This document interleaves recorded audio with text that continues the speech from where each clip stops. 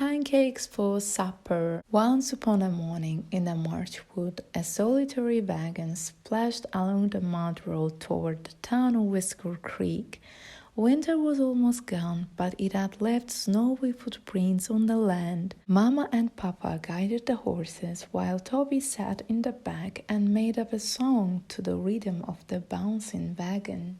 I've got a sky blue coat with purple lining, a sun yellow sweater with green leaves twinning, thick orange mittens with a matching cap, back-high boots to keep out the damp, fuzzy red long johns, and a dress of brown, brand new clothes for Whisker Creek town. Suddenly the wagon hit a big bump and sent Toby flying. Up she sailed, higher and higher and higher, past squirrels in the branches, past soaring eagles and feathery clouds, until she could no longer see her parents' wagon. Then, just as Toby was wondering if she would ever come down again, she began to fall. Down, down, down she tumbled until finally she landed sploosh in a deep, soft pile of snow. But right in front of her stood a huge wolf with terrible green eyes. The wolf paced around Toby in a circle, closer and closer. "Hungry," growled the wolf. "So hungry am I will feast on a child who falls from the sky." "Oh, please don't eat me," cried Toby, "and I will make you the grandest animal in the forest." "A small girl like you? What can you do?" growled the wolf. "I will give you my beautiful blue coat with purple lining." The wolf's eyes gleamed fiercely as it put on Toby's coat and strutted off, calling, "Now I am the grandest beast, west or east." Toby ran off as fast as she could, but just as she reached the crest of a hill, she found herself face to face with a cougar. "Roar!" the cougar roared, "the kids in the den waiting to eat. My kitties would love a girl so sweet." "Oh, please don't eat me," Toby cried as the cougar crouched to spring, "and I will make you the grandest animal in the forest." "A small girl like you? What can you do?" roared the cougar. "I will give you my beautiful yellow sweater," said Toby. The cougar glotted triumphantly as it strutted off in Toby's sweater, roaring, "Now I am the grandest beast, west or east." Toby shivered without her warm coat and sweater and peered fearfully into the woods as she ran on. How would she ever find her parents now? In her hurry, Toby didn't notice a furry, white striped animal crawling through the shadows. But it noticed her, for just then she heard a whispered snarl. "Come to play, go away, plan to stay, go away, or I'll spray." Toby backed off as quickly as she could, but the skunk was already raising its tail, aiming straight at her. "Oh, please don't spray me," cried Toby, "and I will make you the grandest animal in the forest." "A small girl like you, so what can you do?" snarled the skunk. "I will give you my beautiful bug-hide boots," said Toby. The skunk waddled over to put the boots on its muddy front paws and strutted away, whispering, "Now I am the grandest beast, west or east." Toby ran off holding her nose until suddenly a porcupine jumped right in front of her, threatening her with its long, sharp quills. "Approach me if you dare, but beware if you try to pull my hair. Beware! You haven't got a prayer if you touch me anywhere, so beware." "Oh, don't strike me with your quills," cried Toby, "and I will make you the grandest animal in the forest." "A small girl like you? What can you do?"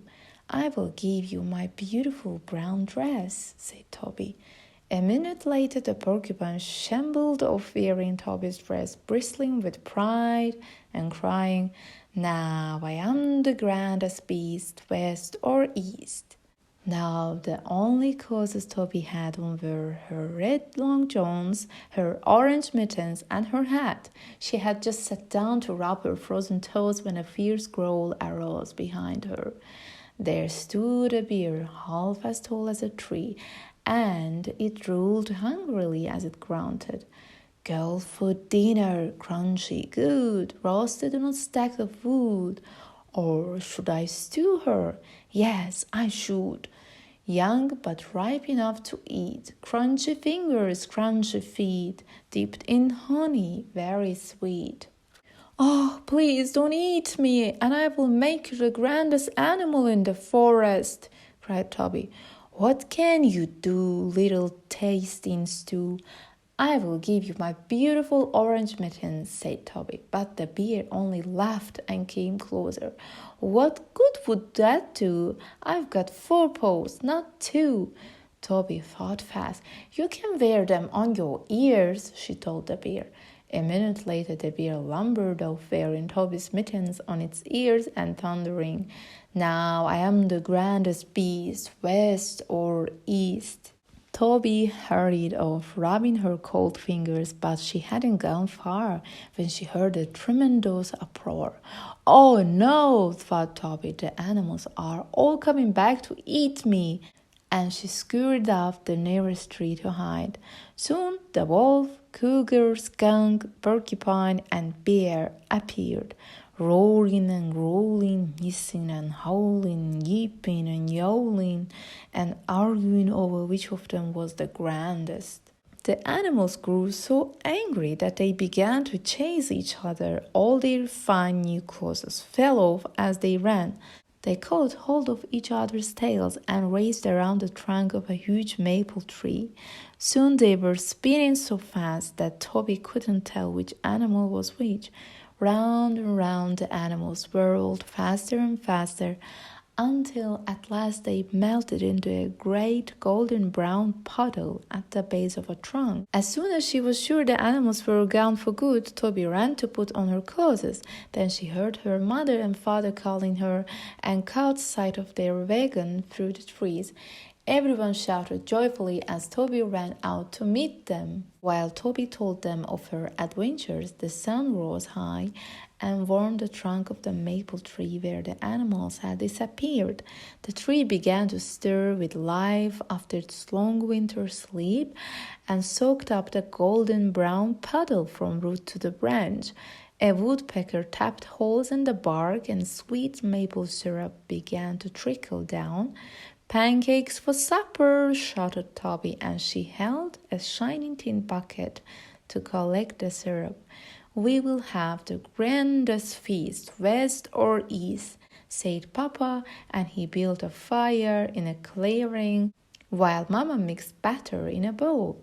Mama fried pancakes as golden as the fur on a cougar, while the hot maple syrup Toby poured over them was as glossy brown as a bear's coat. But not one single pancake was as tough as a wolf, prickly as a porcupine, or smelly as a skunk. Papa ate 27 pancakes and Mama ate 55, but Toby ate 169 because she was so hungry. For you are the bravest girl in the world, said Mama and Papa together. And Toby drove the horses all the way to Whisker Creek.